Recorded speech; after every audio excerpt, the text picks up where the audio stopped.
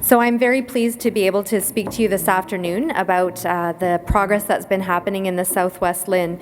And as Mike said at the beginning of the day, we have really tried to respond to feedback that we've heard from past symposiums. And it's great to hear that there's an interest in hearing the local success stories that are happening in the LHIN. And so this is the opportunity to hear a bit of some of our local experiences, as well as some things that are happening in other parts of Ontario with respect to patient experience. Mike also talked about one of our goals being around motivating folks, and I like to think of our Quality Symposium as a bit of a call to action. Everybody works hard on a regular basis to do the best that they can in their organizations and with partners to improve patient experience and improve outcomes. And this opportunity to come together and celebrate some of those successes and hopefully leave motivated to continue that work is one of the benefits, I think, of the Quality Symposium each year. So in terms of the speakers for today, I'm really pleased to be joined by a number of esteemed colleagues, and we'll be hearing very shortly from Amir Karmali. And Amir is going to be setting the stage for our segment today, talking about his personal experience from a patient perspective. I'm going to come back and talk a little bit about the journey we've been on here in the South West LHIN with respect to client-patient experience, and then you're going to hear about some of those local examples, starting with Sue McCutcheon speaking to some of our projects or our demonstration projects using the experience-based design methodology that some of you would have heard about at past symposiums. And she's speaking on behalf of 4 early adopter projects here in the South West LHIN. And then we're going to hear some organizational examples, so from Katherine Sexton from Participation House. And I think when you hear Katherine, you'll really hear that piece around the importance of culture and embedding this right into an organization's culture. And similarly, you'll hear again from Amir from the Holland Bloorview Kids Rehabilitation Hospital and their experience. So I'm going to introduce a little bit more detail about each of the speakers, and then we'll get started. So Sue McCutcheon is probably not a stranger to many here in the audience. She began her career as a registered nurse at Victoria Hospital in London and transitioned into management earlier in her career. And most recently, Sue was Vice President of Grey Bruce Health Services, managing the clinical services across the corporation's 6 sites. She's been engaged in many initiatives here in the South West LHIN. She's been an active member of our South West LHIN Quality Advisory Group, and she's been our Access to Care lead since 2011. And I've been personally pleased to have the opportunity to work closely with Sue in that role. And she's certainly a tremendous leader here in the Southwest. Katherine Sexton and I met today in the washroom, and she is a board member of Participation House and a champion of those who are differently able. Her goal is to ignite as a community the potential in us for all to thrive. And Katherine works for the Ministry of Education to develop student-focused curriculum and outcomes with school boards in southwestern Ontario. And Katherine and I had a brief chat about the fact that we are not sort of on the circuit speaking regularly like some of our speakers today, but I'm confident that Katherine's got a great message to share with you today. And then Amir, who I've spoken to, he is the family-centered care specialist at Holland Bloorview Kids Rehabilitation Hospital, and he oversees all aspects of the family leadership program that has been instrumental in the development of a family advisory committee specific to the Bloorview Research Institute, where families consult on all aspects of research conducted at the hospital. He's a certified stimulationist and has been a key team member in the development of simulation to train staff on family-centered behaviors and best practices. He also brings his personal experiences to the table as the parent of a child who experienced a traumatic brain injury. And I had the pleasure of meeting Amir at a session that was organized here in the South West LHIN in partnership with the Change Foundation in support of our Health Links development. And he has a very compelling story to tell. So we'll call Amir up so that he can tell you his story about his patient experience.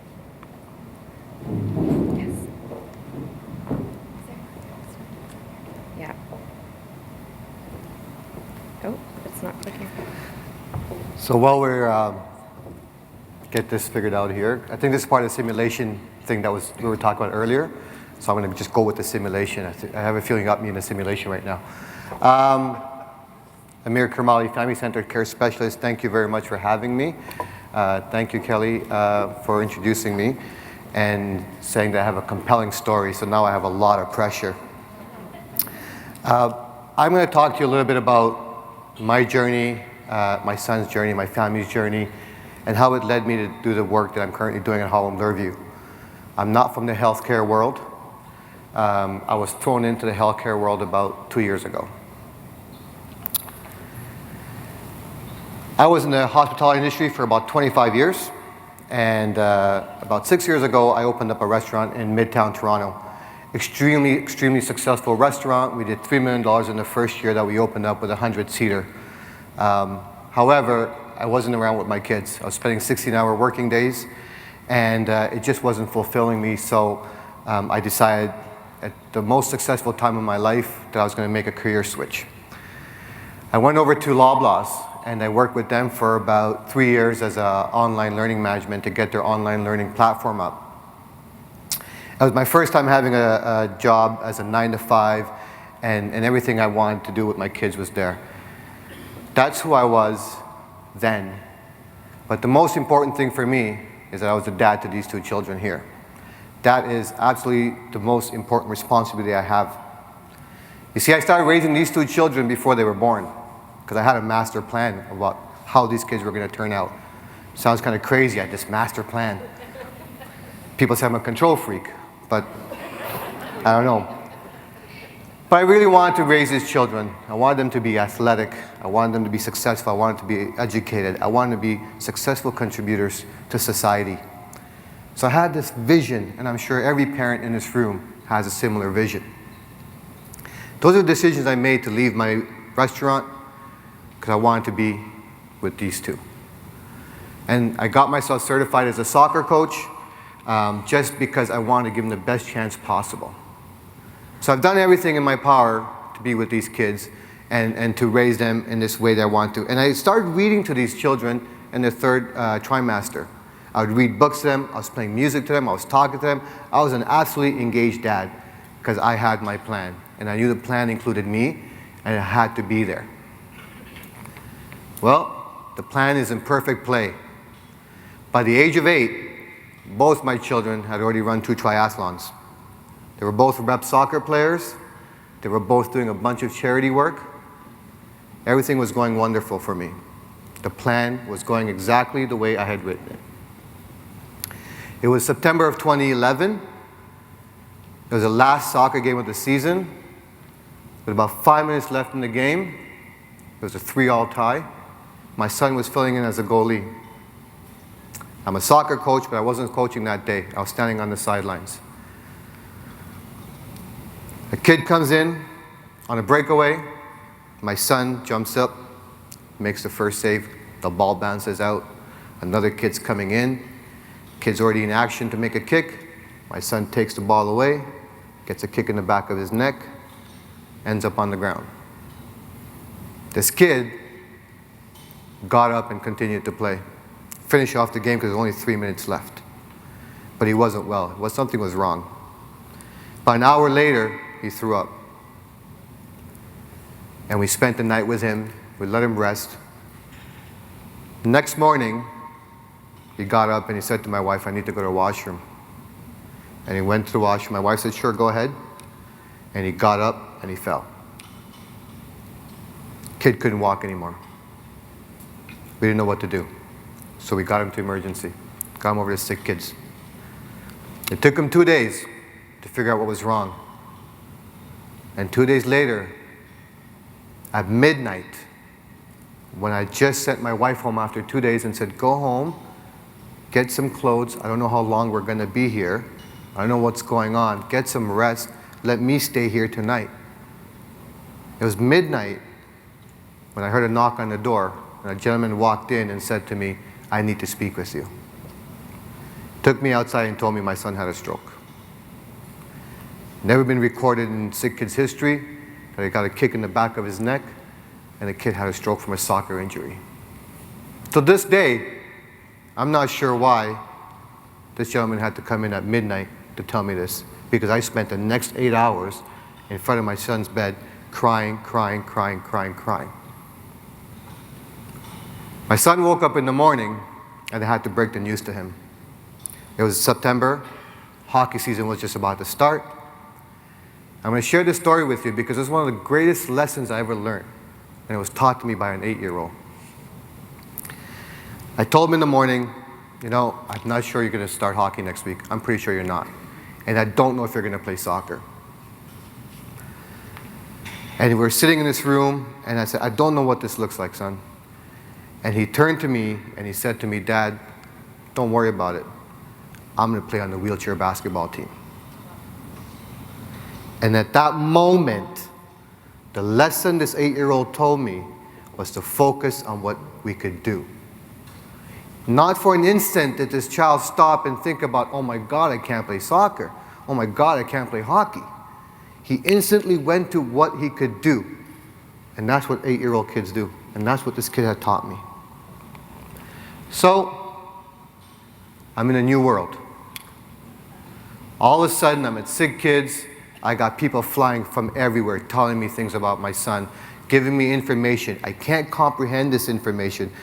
My mind is kind of going crazy on me. I cannot take in the information that's being told to me. While all this is happening, I'm getting the sense I'm getting let go from work. And 3 months later, sure enough, I get let go from work. So my world is upside down. I've made the right decisions as a dad. I did what I had to do to be with my children. I had my plan. What happened? I got information coming. I got people telling me stuff. I'm absolutely confused.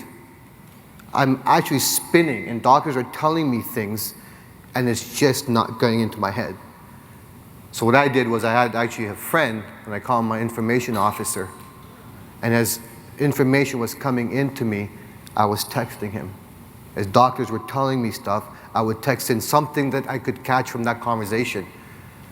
Something. What does stroke mean? So I'm texting. Or what do I need to find out? Tell me what questions I need to ask. And as they're telling me, I'm texting to say, this is what they're telling me. What do I need to ask them? And I had a friend on the other side just constantly looking at information saying, you need to figure this out. You need to ask them this question. You need to do this. So stress, anxiety, depression, you name it, it was all there. I was going through it all at one time. So I decided to get into a profession. And I decided I needed to make a change because this wasn't working for me. Going through this experience and understanding that doctors were telling me stuff I didn't understand. They were telling me things I didn't agree with. And I'll give you a couple examples of what that meant. The first week we were at Sig Kids, they said to me, no therapy for your child.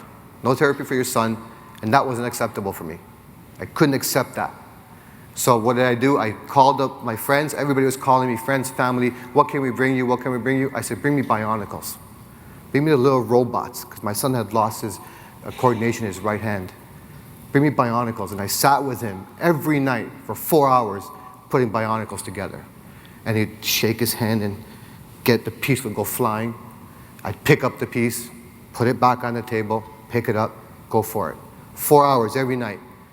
Him and I did that. And by the end of the week, his room was full of bionicles. And I truly believe that was one of the key things that I did in terms of getting this therapy for my son. Then we went over to Holland, Bloorview. And so as we were going over from Sick Kids to Holland, Bloorview, they said, we want your son to be an inpatient for 3 months. And I absolutely denied. I said, no way. I'm not doing it. Because I knew that I put him in a hospital bed for 3 months, mentally for him, it's not going to work. He's actually going to go downwards. I needed him to be at home. I needed him to be with his friends. And for me to come into this hospital for 3 months every day was not going to work for me from a mental health perspective. And it wasn't going to work for him from a mental health perspective. So I chose to drive him in every day. My wife and I decided that we would drive him in and that we would keep everything as normal as possible for him. But I was never part of a conversation that said, what's going to work for you? I was told, here's what we're doing. You're going into Holland, Bloorview, and you're going to go do this. And I refused. When I was at Holland, Bloorview, we finished our 3 months, they said, okay, well, we're going to be sending you home now, and here's some websites where you can go see some one-on-one therapy for your son. I had some friends who had raised some money for me, and I could actually go and do some one-on-one therapy. I knew that wasn't going to work. This is not what's going to get this kid back up and running. I knew that I had to get him back into soccer. Somehow, some way, that's his comfort level. That's what he knows, that's what he loves, that's his passion. That's where I have to take him.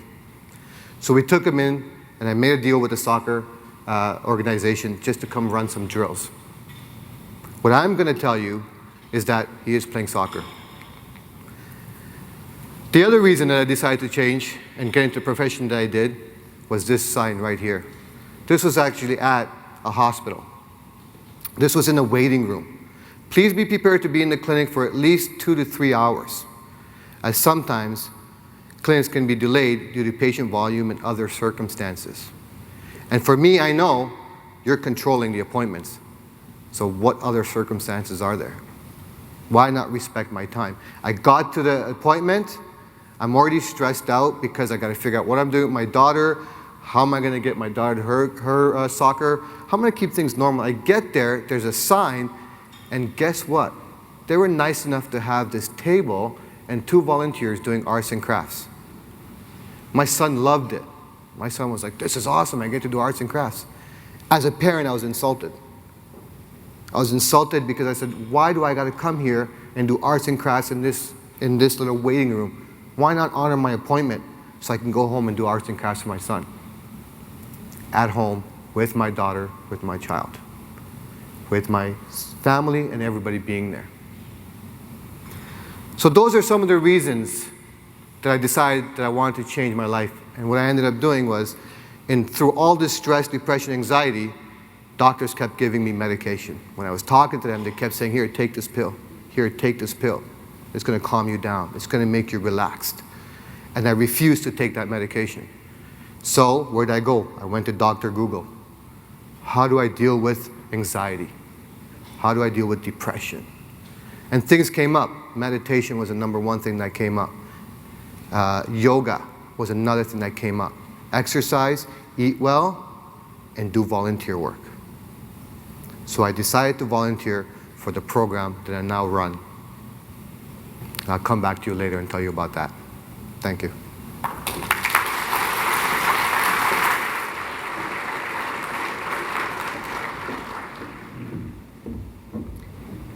Thanks, Amir, for sharing your story. So here in the South West LHIN, I'd say we often say we're on a journey, and we've been on a journey for quite some time, really looking at ways to improve the healthcare system.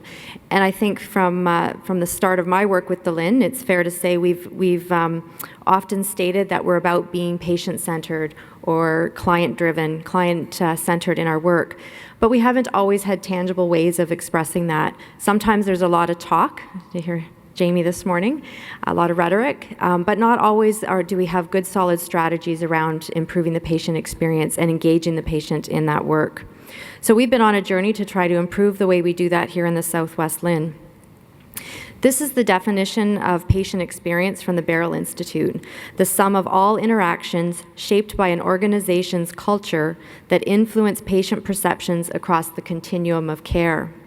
And I think this morning, again, we heard from Jamie the importance about organizational culture from an improvement environment, and how that shift in culture is really about creating a place where you can have those positive outcomes and improvements. And that's really at the heart of patient experience as well. It's about a culture that embraces the patient, the client, the individual, and ensures that those experiences are positive. Throughout the presentation, I'll try to use words interchangeably, but oftentimes we stumble on language. So although we're talking about patient experience and client experience, it may be resident experience is the better terminology for your organization. Really at the heart of it, it's about improving the experience of the individuals we serve and care for, and certainly including them in that process. And I think Amir's story really speaks to that need to include the individual and the family member in our improvement work. Some of the tenets from the Barrel Institute around patient experience and the implications of culture is really to recognize patient experience is not about an initiative. It's not something you start and stop. It's about a way of being, and it's embedded in your culture. And high-performance cultures are constantly changing and engaging the patient and client and individual in that process. A recognition that outcomes are not driven by checklists. I like what Jamie shared this morning around the floor and the ceiling, and creating that safety environment by focusing on the minimum things that need to be done. And checklists are certainly a great tool in helping us to do that, and we need those to ensure consistency and a safe environment. But we need to go beyond that in terms of the culture that we express in our organization and the ways in which we interact with individuals. And a recognition that experience is about an interaction between 2 points, typically 2 individuals, and that's where we really need to also focus on employee engagement or staff engagement. And so while we talk about being patient-focused or client-focused, we recognize that the individuals that are engaging with clients and individuals also are part of that interaction, and we need to be cognizant of that in the work that we do. There is a small but growing body of evidence that shows the relationships between aspects of patient experience and clinical quality. So when you are talking with clinicians or others that are resistant to change or are not on side with this soft stuff about patient experience, there's real data that's emerging from the quality improvement literature that shows that clinical services are better when are intentionally patient-centered and achieve better clinical outcomes for their patients as well. Effective communication between clinicians and clients and individuals shows greater compliance. And anxiety and fear can delay healing but can be allayed by emotional and psychological support. So those patient interactions, client interactions, can't be underestimated in terms of the impact that they have on overall clinical outcomes. So here in the South West LHIN, we've been trying to move towards a culture of co-design. And some of you will have been at former symposiums where we've learned about experience-based design. The quote, "We need to move from a service that does things to and for its patients and clients to one where the service works with patients to support them with their health needs." And that's really the shift we're trying to make in healthcare. And we've got some great examples of that in initiatives that we've sponsored in the South West LHIN, but also wonderful examples from different organizations here that are taking to heart this kind of work and philosophy and embedding it into their organizations. So a little bit about our journey in the South West LHIN. Some of you may have joined us in May of 2012 when we had Dr. Lynn Mayer come and speak to us here at the Quality Symposium, and she really ignited our excitement around the methodology of experience-based design. She had some really poignant stories to share about the role of observation and engagement in patients in making the right decisions and changes within an organization and the benefits that that can bring. And it really did spark some enthusiasm here in the Southwest for what she was talking about. And so we actually brought her back in January of 2013 to do a focused workshop with Paula Blackstein-Hirsch here in the South West LHIN. And we brought in intentionally 4 of our large-scale projects here in the Southwest to learn more about experience-based design. And then we challenged them to incorporate those practices into their projects and initiatives. So a key part of today's session is actually sharing back the progress on those initiatives. We also put some accountability around this. So for those four early adopter projects, we put a process in place where they would regularly come to our quality advisory group and update them on their progress. And they come together so that the teams can share with each other and with our quality advisory group on the progress that they're making. And that allows us to look at ways in which we can think about supporting and sustaining their work and spreading it to other parts of the organization. We did have at our last Quality Symposium a panel on patient experience, again, trying to bring to the forefront and keep front and center for all of us the focus of our work being on resident, client, and patient experience. And then we've also been looking at ways to ensure that we are spreading experience-based design as a tool and a methodology here in the South West LHIN. Most recently, our CSS sector had a workshop that incorporated some learning around experience-based design and are looking at ways to embed that in their quality work. So we're really pleased with some of the progress that we're hearing and seeing in the South West LHIN. And today I'm also pleased to announce that we are launching a quality improvement community of practice through the Quest for Quality website and Health Chat to allow a forum where people interested in quality improvement and doing that work here in the Southwest can share best practices, exchange ideas, and communicate with each other through that forum. So there's information available on that today as well. So hope folks will check that out. So what is experience-based design actually? It's really an approach, again, a very, I would say, logical, easy to apply approach in many ways that gets at understanding experience of the patient and really working with patients and clients to improve outcomes. So there's 4 key steps that you'll hear about in some of the examples from the projects. So the first is around capturing the experience. So ensuring that patients, clients, residents, staff as well are involved in helping to understand the experience of care that people have. And it's really through stories and observation and other ways to understand that experience that we can learn better about those improvement opportunities. So a big part about that is really understanding from an emotional perspective the touch points for individuals and how that relates to their overall healthcare experience. So moving away from just thinking about satisfaction measures to truly understanding overall experience. And then from there, looking at ways to tangibly improve the experience for individuals.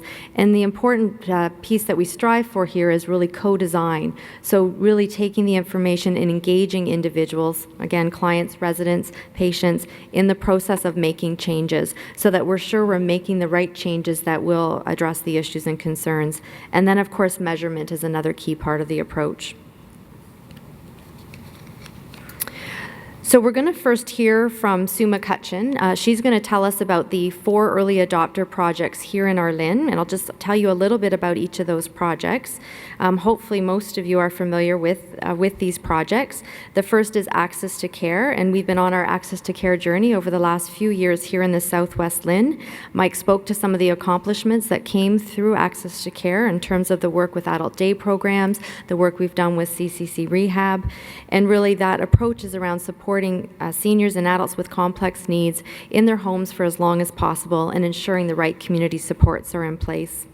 We've had many organizations and individuals within the South West LHIN engaged in the Access to Care experience. Behavioral Supports of Ontario, another large-scale project here in the South West LHIN. All 14 LHINs have been involved in the BSO approach. It's not a new service. It's a catalyst for system-wide redesign and looking at better ways to support individuals with responsive behaviors in a more coordinated way across various healthcare settings. And then Partnering for Quality really came out of the pilot initiative or demonstration project Partnership for Health, which started back in 2008. And from that initiative, we were able to embed some consistent resources within the CCAC to provide a quality improvement team that works with primary care and other partners to improve chronic disease care through the use of quality improvement and better use of information management and IT. The Partnering for Quality team currently supports over 500 stakeholders, 295 are primary care physicians and their teams from across the LHIN, and they work with any primary care model here in the Southwest. And then the Pay for Results initiative, which is a funding program that was implemented as part of the provincial ER ALC strategy to improve patient flow through the emergency department and to improve the experience of Ontarians in emergency departments. And we have 4 organizations in the South West LHIN spread across the LHIN that are involved in Pay for Results. So London Health Sciences Centre, Grey Bruce Health Services, St. Thomas Algan General Hospital, and most recently Woodstock Hospital. And so Sue was nominated to speak on behalf of all of the projects to share their story and their experience with experience-based design. And when Sue's done speaking, we're going to move directly to hear from Katherine and then Amir again in terms of the examples from their organizations.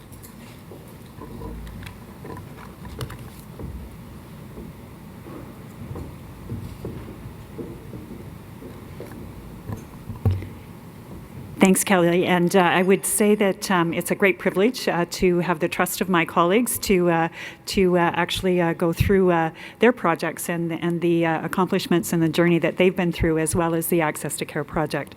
I'm going to start with what I know, so I'm a little calmer when I get to those new slides that I don't know quite so well. Maybe. There we go. So Access to Care actually used interviews primarily in order to actually collect and understand the patient experience. So over the course of our project, we've already done about 50 interviews. We've recorded those interviews, audio recorded them for the most part, and transcribed them so we can actually understand them. We've also done several focus groups and incorporated that into our group work as well. We used a very consistent, we talked about standardization earlier today, but we used very consistent questions so that we could begin to understand the journey that these patients were going through in the very same way. And we used very open-ended questions, and a big thanks to Dr. Carol McWilliam, who early on helped us to say, you need to keep these open-ended, don't script your interviews, and these are the ones that we used very simply. Tell me about yourself and what happened. What helps you to live your life? What obstacles are most challenging to you? What supports are important to you? And then what is the most important message that you want us to hear? We took all of those pieces of information and analyzed them into themes. And for example, this is just one of the themes that we've developed around our assisted living work. We lots of clients that are in assisted living participated in this. And one of the things that they told us that was really important for us to understand was that there was always something going on in their life that they wanted to pay attention to or needed to pay attention to. And so this is Norma, and her quote there is in the center to say that her relationship and feeling that she understands her caregivers, asking their families and getting to know them was really important to her. You see Shirley in the first quote saying, you know what, it was really important for my husband and I to be able to be out in the garden and be participating in the environment in that way. And then Merlin at the bottom, who talks about the real importance for him to be in assisted living in the community and being able to continue that work with the Lions Club that he'd been doing for many, many years, 43, as he says. We've taken those types of pieces of information, those client experiences, and used them in many, many different ways. Some in the true co-design route, and some in lots of ways to help us understand the journey that clients go through. And so we certainly have incorporated all of those client experiences, the assisted living themes that I just talked about. Those are very much incorporated into recommendations that are going to the South West LHIN board next Tuesday. There's an ongoing discussion. So it's not like you do these interviews or collect this information once and you're done. This is a continual circular process, and it's meant to be that way. So we continue to talk to clients to understand that we've got it right. We support our colleagues and share these stories, and we use them. Those of you who have seen our newsletters or have interacted with us, we use these all the time, to the point where I think Maureen said to me one day, you know, you need to move on. I've heard Kate's story enough that you need to move to the next one, which is always helpful. And so the other piece is we've had really good support from organizations here in the Southwest to continue that work around experience-based design. So I'm going to shift then to the behavioral supports work and their journey, which in some ways is similar and in some ways is different. They have also used interviews in order to collect their information and work with the client experience. But how they used it is very different. And so each of their interviews is comprised of 3 one-hour sessions. The first interview takes place between the quality improvement consultant and the primary informal caregiver, who is often a family member, such as a spouse or a child. It's traditionally with a client, though in this particular situation, it's often difficult to engage the client in this way, as their disease process may have progressed far enough that they're not able to share their experience. And as such, this particular team has used the informal caregiver as the proxy to actually tell that story. The second interview takes place between the quality consultant and the client circle of care. And so this is more about the formal caregivers and their perspective from the client's way of being. The third and final interview takes place between the quality improvement consultant, the primary informal caregiver, so that's the family member usually, and the more formal caregivers, the circle of care. In this interview, an emotional map, which I'm going to show you a video of how this actually works, is used to be able to really understand this client's journey from both sides of the story and check for accuracy. And this is also the time where the whole team that's around the table, including that patient or family member, gets a chance to really think through how we could design the system better to work for them. So these interviews allow the story of the client's journey, living with dementia or responsive behaviors to be told. The goal is to use lived experiences to help identify opportunities for improvement for people sharing similar experiences. The video that I'm going to show you, you'll meet Deb Shul, and she's the daughter of a woman living with dementia. Deb's mom had to access a number of services and supports to help her stay in the community for a long period of time, but she has made the decision, her and her family, and has moved to long-term care. She would say things to me on the phone like, I don't know what's wrong with my head, but I can't remember things like I used to. And Deb Shul remembers when she first noticed her mother's behavior changing. In 2010, her mother was diagnosed with dementia. Over the months and years that followed, her condition quickly worsened as she developed responsive behaviors, and her family made the difficult decision to place her in long-term care. the hard part was when we took her to her room and said, Mom, this is going to be where you're going to be living now. And the look on her face was just horrible. I've hardly ever seen my mom cry, but boy, the tears were right there. And the first interview is to understand the journey of Deb's mom and her family. The second interview takes place with members of the Circle of Care in Huron and Perth counties. In this case, it is staff from the Alzheimer's Society, the Seniors Mental Health Team, the retirement home where Deb's mother used to live, and the long-term care home where she is living now. The third interview reviews the journey Deb's mother has taken from time of diagnosis to where she resides today by using an emotional mapping tool, marking milestones and emotional highs and lows along the way. After this review, both caregiver and Circle of Care take part in co-designing an improved experience for older adults living with responsive behaviors. I think that kind of speaks to a little bit what we've talked about even up to is that education piece and getting that preventative happening more often, right? If we're knowing that, if we're able to do some more, I mean, certainly it's not going to be directly focused on one resident per se, but if we're able to get in and do some more of that education with staff on a more regular basis, so then it's constant, right? Like maybe having the Alzheimer's or senior mental health coming in once a year, once every 18 months, and not just to our home, just, you know. As a result of learning about Deb's mother's complete experience, each healthcare provider in the Circle of Care has changed their approaches to providing care. For example, the Seniors Mental Health Team have changed their assessment process. And our process for the first assessment is actually quite long. It could be an hour and a half to 2 hours. And Deb had found that for Barb, it was too much. It was very stressful, and it was embarrassing when she didn't know the answers, and that some of the questions just weren't necessary. So what we had done as a team was we reviewed our initial assessment, and we came up with what we could cut out of our assessments and how we could chop it maybe into 2 appointments instead of 1. Call the family first, get information from the family first so that we didn't have to ask all those questions. It's been a great experience. I've been honored to be part of it. It's been a bit of an emotional journey. I think I have felt the emotions more today than I did during the first interview. But it's been an emotional journey, but it's been rewarding. It's been kind of exciting today to hear that a couple of changes have happened. And if we were part of that process, then that's very lovely to think we could be part of it. So it's been a real honor.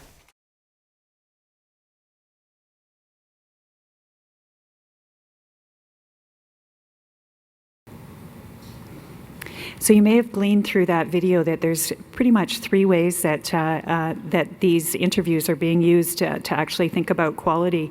Certainly the emotional mapping provides the whole story from the primary informal caregiver, the Circle of Care, to really map those emotional high and low points and understand how that's different across the journey.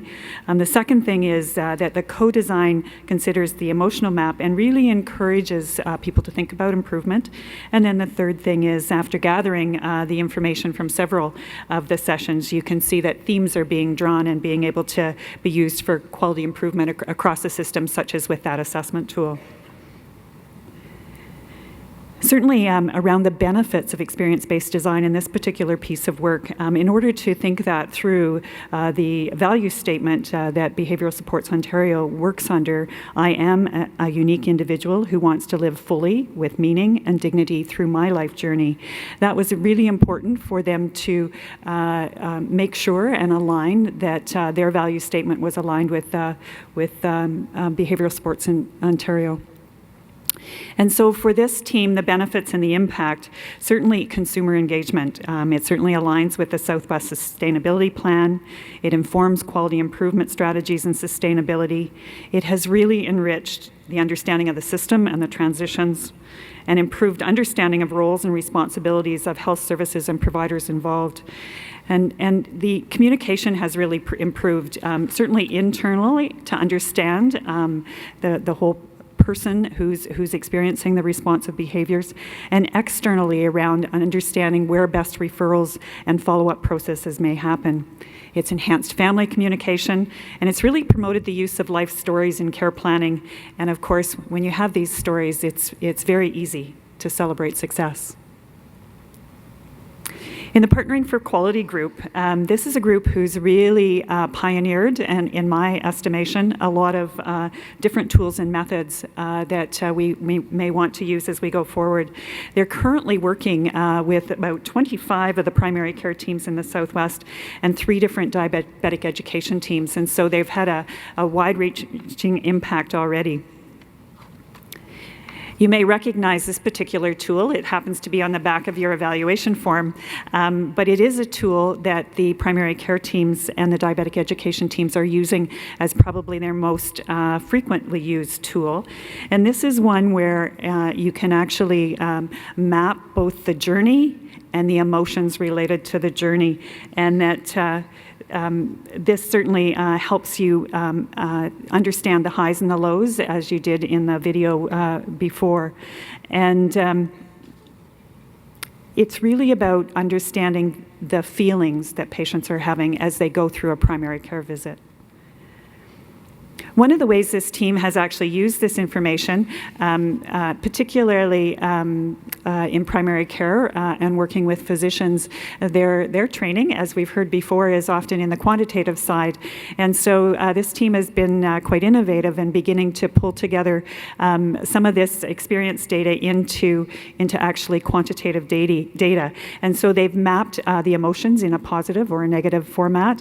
And but even if you look at the emotions in a more negative side, if they stated that they were confused or they stated they were frustrated, you would actually understand that to be different, and your actions that you might take or your improvements you might take are really different. So this is actually a tool that they've used that has really quite resonated quite well with particularly physicians.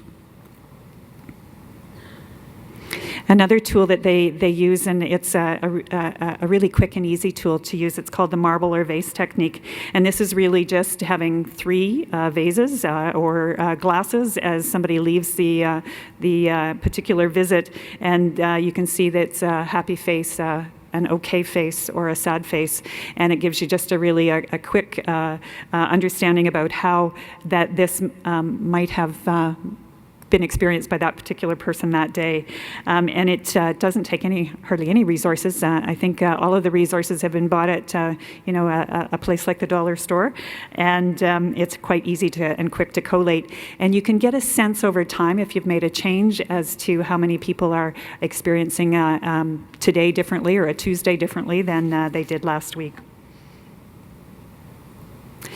A few of the other tools that they've used in some of the different places are just straight observation, storyboards from a patient perspective, and certainly the interviews that you've heard of earlier. The way that this team has been able to incorporate this with the primary care teams is what they call EBD 101. So it's Experience-Based Design 101, and they hold workshops with the primary care teams for a day. They spend the morning in theory and the afternoon digging right down and doing some planning as to how they're going to incorporate experience-based design. And then, of course, a couple of the teams have also taken that original experience-based questionnaire and actually, as they have in behavioral supports, actually map that across the patient journey and begin to understand that. And this is a real visual way that teams can say, it's here that we need to actually hone in on. And then moving to pay for results, Grey Bruce Health Services, as Kelly said, is one of the hospitals that is part of the pay for results work. And this is a team who has had a couple of false starts and tried a few different ways before they got a system that worked. And so that's a really important thing about quality improvement, is that sometimes it doesn't always work the first time. It's about keeping to try. So the initial plan was to fix the entry into the emergency department at Grey Bruce Health Services. The triage process, they thought probably it needed to be faster, because we know that the faster that patients get to the physician in an emergency room, the better the experience, or the better we think the experience was. And so they set up for 9 months posters with a phone line to say, patients to call in and let them know how things were going. And after 9 months of that being up, there were no calls that happened. They then tried a survey similar to the one that you saw that the Partnering for Quality did.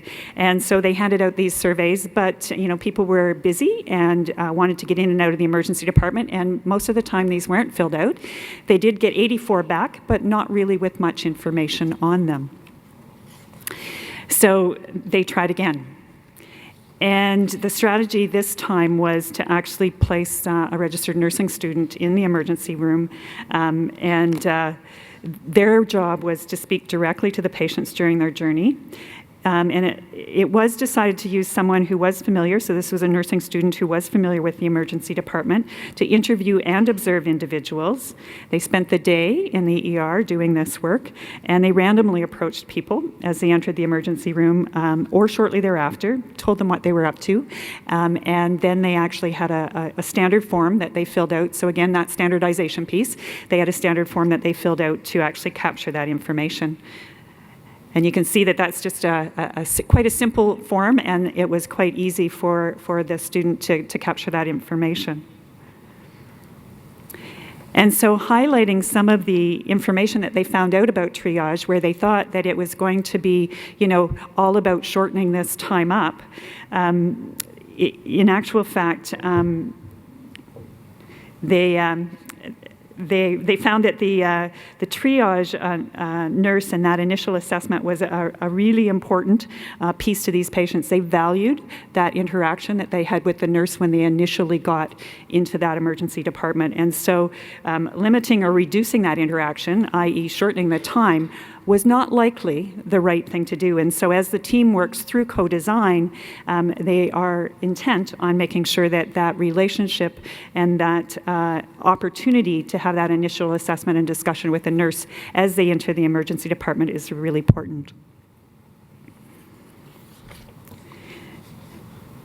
In the majority of cases, they also found out that most patients had a very specific reason to present in the emergency room. They really knew what they wanted.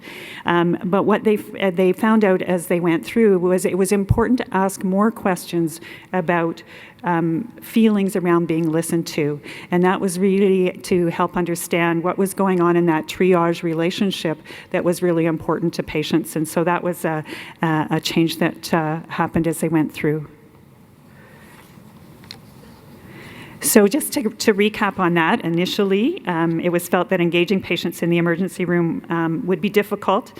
They didn't come in a consistent pattern. They just wanted to get served and get out, and that they were not invested in helping to improve the environment.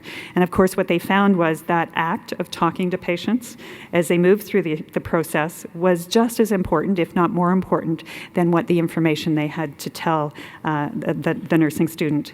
And so as people in community hospitals do come back to the emergency department, I think in any hospital they come back to the emergency department if need be, and so it was really important to continue to communicate that change was happening and how they might contribute to change. And as Jamie said this morning, all good speakers end with a quote. And so this is a quote that Grey Bruce Health Services provided, who had been at a conference at St. Michael's Hospital, and that it really is about engagement and relationships, that stories do trump evidence, but relationships trump stories.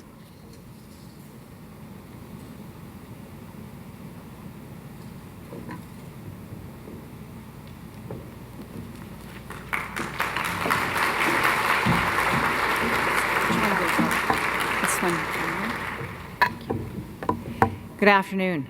I'm on the board recently of Participation House, and I would just at this time like to address my colleagues on the board and to Participation House staff and community for giving me this opportunity. I do it with pride.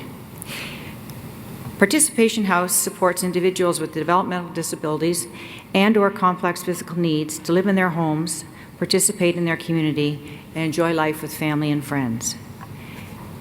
And our presentation here today, Placing People in the Driver's Seat, Taking a Person-Driven Approach, is the backdrop for this presentation on the process, benefits, and impact of experiential learning at Participation House London.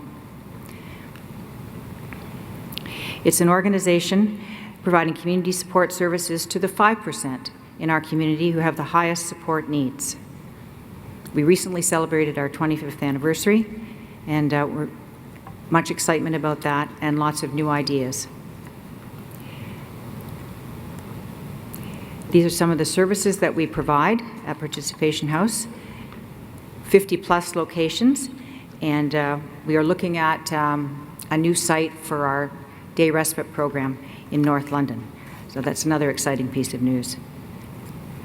Experiential learning at Participation House involves coming to understand people's experience with Participation House support services for the purpose of continuing to do what works well, in other words, sustaining positive practices, identifying problems of practice from areas of need, and providing what is missing, implementing and/or augmenting services to meet the identified needs. Through shared ownership, understanding, and commitment to our mission and values, we have developed a cultural fabric that is embedded in the intrinsic quality that Jamie talked about, building that, and the internal motivation that he also referenced. So we reflect, plan, implement, monitor, and evaluate. And we do that through various means on an ongoing basis, with annual person-directed planning, regular strategic planning, ongoing committee involvement, 4-year focus accreditation, regularly conducting participatory action research. And this leads us, in the end, our data is research-based evidence. There's an 8-step PAR process, and the PAR process has been conducted at Participation House for a number of years. It happens on every 2 years. And at the beginning, it was very operational, and it's taken years to evolve to the point where everyone in the organization feels that it is a co-learning opportunity, where we share understanding, we build knowledge together. So we begin by reflecting on the current mission and values.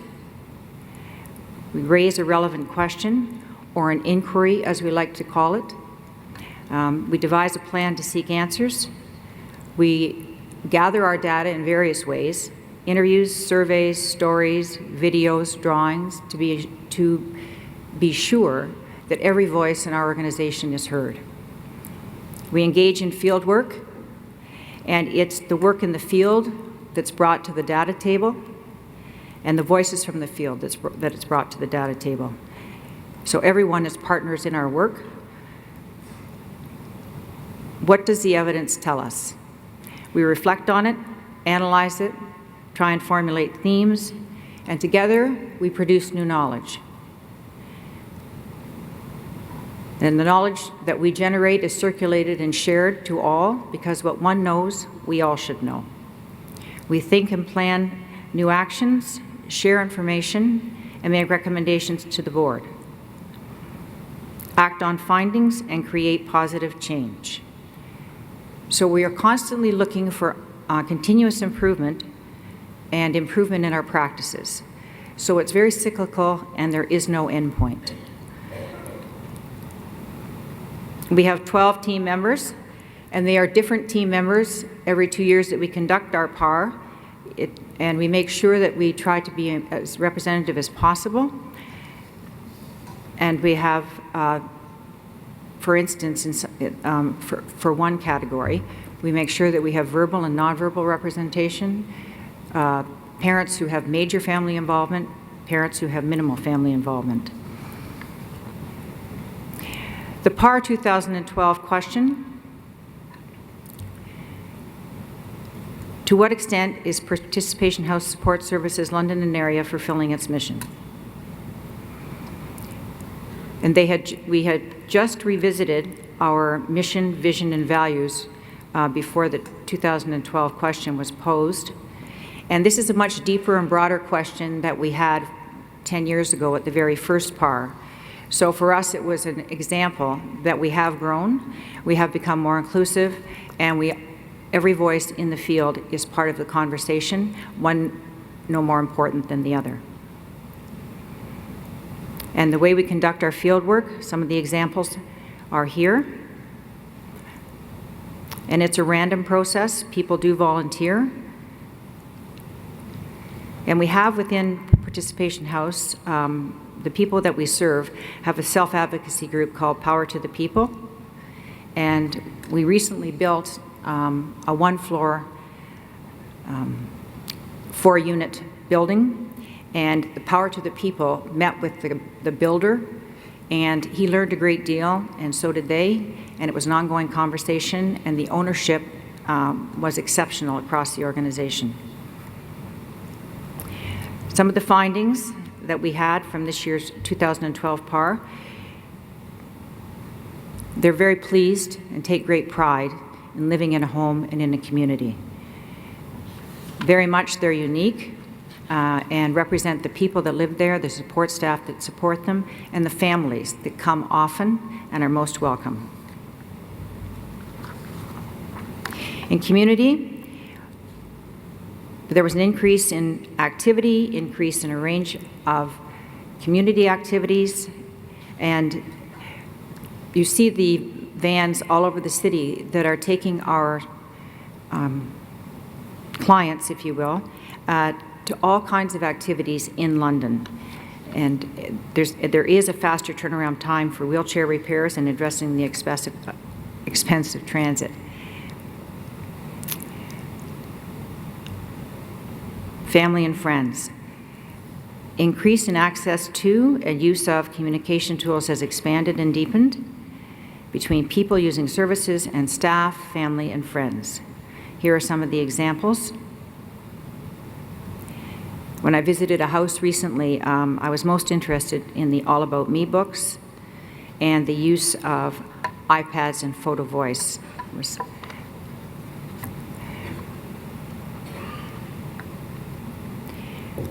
We gather evidence not only through PAR, but in the various methods referred to at the beginning of the presentation.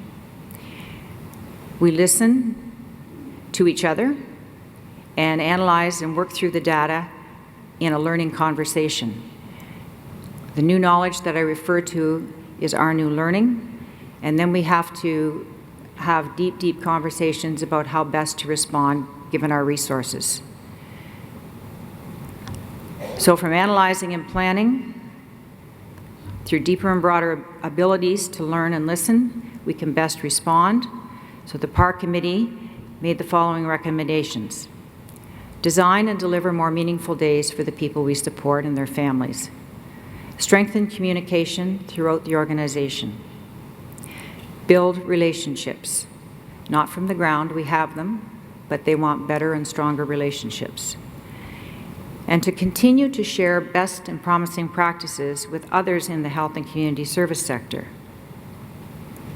So in brief, the PAR process is the nexus of our experiential learning, but we have grown it and expanded it to include the rest of the organization. And so it outlines our learning, and in our reflections, it helps us provide input for our strategic planning. So before I talk about the work that I do now at Holland Bloorview, I kind of want to set the tone to why I actually chose to come here and speak about my story and why I want to speak about my work.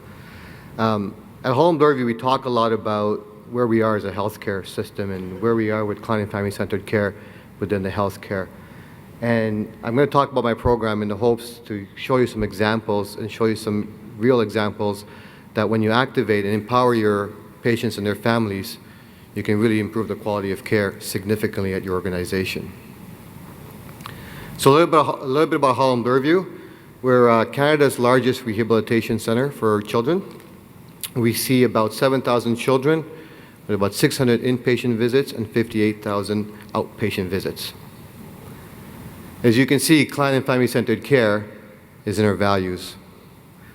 This is the senior management team. The organization has committed to client and family-centered care, and they said that we're going to put this into our values. It's actually the second value. And when we do our new staff orientation, we follow the CEO, and we come in and do a 1-hour storytelling on client and family-centered care. So the organization is very committed to providing client and family-centered care. It's actually in our performance reviews. And our staff actually work their goals around ensuring that they're providing client and family-centered care. A few years back, and I did not develop this program, this is a program that I volunteered for that I told you about earlier. But a few years ago, Holland Bloorview recognized that if they wanted to make meaningful improvements and improve the quality of care they wanted to provide, that they needed to engage the family's voice and the family's experience and the family's perspective. So with the help of our Family Advisory Committee, we developed, marketed, and branded the Family Leadership Program. The program was established in 2011, and currently it has just over 100 volunteers. I think it was 112 as of yesterday. They volunteered 4,500 hours, which equals to 600 working days and 120 working weeks. The formal program framework has the family advisors, family mentors, family is faculty, family advisory committee, we have a youth advisory committee, we have a children's advisory committee, and now we have the Bloorview Research Institute Family Engagement Committee. Our family's advisors sit on the hospital committees and share their perspective, and this is where we really get the family's wants, needs, perspectives, and get their experience into the conversation at the table to ensure that what they want and they need is being taken into account. And this is where all the co-design really happens. They're sitting currently on 30 standing committees within the hospital, and we try to get 2 families on every committee when it's a standing committee. They're currently sitting on 17 special projects or working groups or co-design of some sort within the hospital, and we also have 6 external families sitting on external committees. Our families mentors are in our Family Resource Center, and they provide a peer-to-peer support Monday to Friday, as well as they co-facilitate peer support groups with us. They help us design what the families want to hear about in the support groups, and they also facilitate that with us. We have family as faculty. Our faculty teaches at new staff orientation. They come in and they share their lived experience with our staff, and that really sets the tone for us in getting the staff set up properly before they start working with us. They also speak internationally for us. They speak at almost every conference in Ontario, and they also go abroad and speak. We have some families going to Vancouver to speak at the Institute of Patient and Family-Centered Care. Our Family Advisory Committee has 30 members on it, and that works with the senior management team to really advise, consult, drive client and family-centered care initiatives forward at the hospital. And that's a monthly meeting, and all the goals from there are aligned with the strategic plan. Our Family Advisory Committee, and then we have the Youth Advisory Committee that's also, that's the same mandate, work with senior management to drive client and family-centered care forward. Our Children's Advisory Committee, 4 to 14, and I always share this example when I talk about, you want to get feedback, ask some kids. They'll be so honest with you. So we've done a couple of things with them. And the first thing we did was we had them come in and play in our Ronald McDonald Playroom.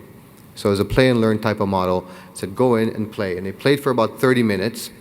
And then after they finished playing, we took them in a room, we gave them some pizza, and we started asking them some questions. So what works for you? What doesn't work for you? And there's a little 6-year-old girl there that uses the room all the time. And she told us that she'd never been in the ball pit before. And the ball pit is where every kid wants to go. The ball pit is actually where I go when I'm stressed out. If you don't see me at my desk and I'm not around, I'm in the ball pit somewhere. So we asked her why. Why hasn't she asked Daniel to actually help her in? And she said, well, I can't get on because you guys have this bean bag that I cannot, my muscles can't get me up there. So why not ask Daniel? I don't want Daniel to help me. I want to do this on my own. So the next morning, we went out looking for a ramp for her. We got her a proper ramp that she could use, and she got to get into the ball pit. There's a real simple way of not just changing the quality of care, but changing someone's life, a 6-year-old's life. She gets to be part of everybody else now. We also did a food tasting with them. And that was actually amazing because we had a really beautiful table, we had flowers, and we put food in front of them. And we had these little feedback cards that had smiley faces and sad faces and medium faces. However, put the food down, and I ain't touching that. It was pretty simple feedback of what we needed to change. Right? There's no way I'm having that. So just a couple of examples that it's just a simple listen to what they're saying, right? Before I get into the Family Engagement Committee for the Bloorview Research Institute, I want to go back and talk about the family advisors and some of the things that they've helped us with. Our strategic plan was guided by our families, our 5-year strategic plan, and they currently sit on all those committees for us as well too. So we have 4 committees that ensure that that plan is moving forward, and our families are sitting on there. We had a new website just go up, and we had families there to help us pick the vendor, as well as figure out what needed to go on the website, what was going to be valuable for the families, and we put that up there. And we have created 4 simulations. We heard a little bit about simulation today. We've developed 4 simulations around client and family-centered care, where all clinicians will spend a full day learning about client and family-centered care.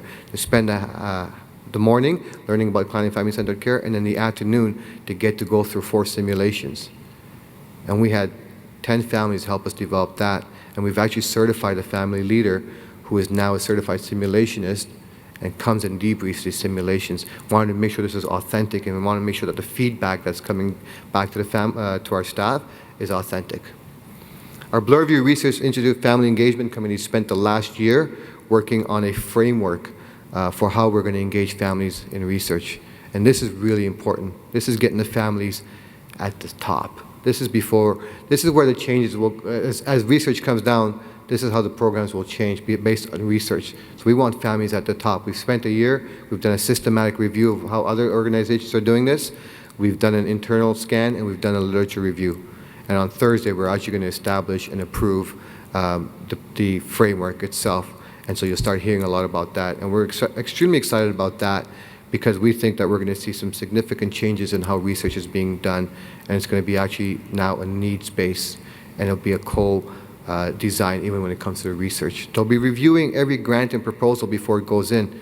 And they actually have the right to stop it if they think that what we're asking the family to do is not going to work. They can say no to the program. Meaning, if we're saying that we're going to bring somebody from ASD child for 6 hours and put them in a room and assess them, are we going to give them lunch? Does that really make sense? And if they decide that that's not going to work for the families, they can actually not approve that proposal from going in. That's pretty powerful stuff. So I talked a little bit about the beginning about we're always looking to see where we're at as a system, and we're looking at our partners out there and how can we help our families and meet their needs by working with our other partners. So our Canadian Family Advisory Network is actually led by Laura Williams, who's our Client and Family Integrated Care Director, and that's led with another co-chair from the Sunnybrook NICU, parent coordinator from there, sorry. We're working with the University of Toronto and coming up with Client and Family Centered Care curriculum and that we can teach at the university level. And we actually have families, what we're thinking of doing is having families go in and teach and mentor the students. And that's going to be a really big project because that's getting the client and family-centered care way before they even start working. We have partnerships with Oakers, and we guide them in how that family advisory committee would work. We have a representative there. We've worked with Autism Treatment Network, and that's really important for us as well because they're with Geneva Center, Surrey Place, and we've co-designed some parent talks with them that have been extremely successful. Our family advisory committee is now working with the Sick Kids Family Advisory Committee to see what kind of shared goals we can come up with and how we can make that transition a little bit easier from Sick Kids to Holland Bloorview. What do the families really need to be prepared to come into Holland Bloorview, and what are other bigger goals that we can come up with? We've partnered with Patients Canada. We've hosted a symposium for them at the hospital, as well as we have a family rep from the Mount Sinai NICU sitting on our family advisory committee. So we're always looking out there. Now we're at a point where who else needs to be with us in this, that we can make sure that we're meeting our families' needs. We talk a lot about education. We do a lot of consulting and education out there. We just want to get the word out there. I'm here trying to preach the great word of client and family-centered care with you. We did some work with Emily's House before they opened up. We spent a full day with Emily's House and all their staff helping them understand what client and family-centered care was and what it may look like within their own organization. And as we went throughout the day, at 3 o'clock in the afternoon, one of the nurses puts up their hand and says, you know what, I get it, I understand it, and unfortunately, I think we've made a mistake. And it was that aha moment for this nurse that they actually had planned this gardening area for the families, because Emily's House is a bit of a long-term place. It's palliative care for children. And they'd created a garden where families could come in and garden and hopefully release some stress. And they realized that the families may not want to do that, or they may just don't even have the time to do that, and they weren't even sure if that was the right way to go anymore. So there was this aha moment saying, hang on a second, we're doing all these wonderful things, we think we're doing all these wonderful things, but is that what the family really wants, or do they maybe want a pool table downstairs? So that was really wonderful work for us because pretty much in the next 2 weeks, a survey went out to all their families to say, what do you guys want? We work with the Niagara Children's Center, the board there, to help them establish some opportunities to drive client and family-centered care forward there. We help them look at what could they do in their organization? How can they just get started? So you can see other organizations we work with over there. But before I finish, we get a lot of questions around how do you know this is the right thing? And people always ask me, well, how did you make this transition from going from the restaurant and now you're doing this wonderful program and you're system leading? And it's a very simple thing. And I'm going to tell you guys this one little secret that really works really well. And I recommend you get a pen because this is kind of the secret to client and family-centered care. You don't have to know the answers. You just have to listen. Thank you.